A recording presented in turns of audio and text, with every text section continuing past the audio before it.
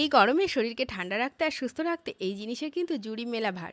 কী জিনিস বলুন তো? হ্যাঁ, দেখে অবশ্যই বুঝতে পেরে গেছেন যে এটাকে বলা হয় কতিলা। হ্যাঁ, কতিলাটাকে রাতভর জল দিয়ে ভিজিয়ে রেখে দিয়েছিলাম। তারপরে দেখুন ঠিক এরকম হয়েছে। মনে হচ্ছে যেন বরফের ঝুড়ো।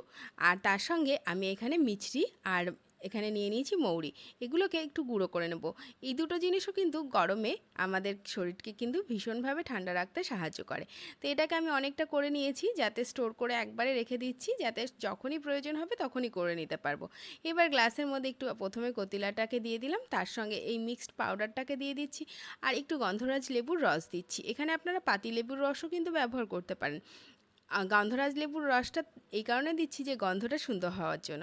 তারপরে একটুখানি বরফ দিয়ে দিচ্ছি আর উপর থেকে জল।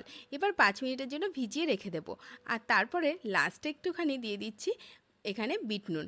আর বিট নুনটাও কিন্তু আগে দিলেও হতো, কিন্তু গন্ধটা যাতে ভালো থাকে সেই কারণে পরে দিলাম। তো কেমন লাগলো আজকের রেসিপি অবশ্যই জানাবেন। ভালো লাগলে সাবস্ক্রাইব করে পাশে থাকবেন। টাটা।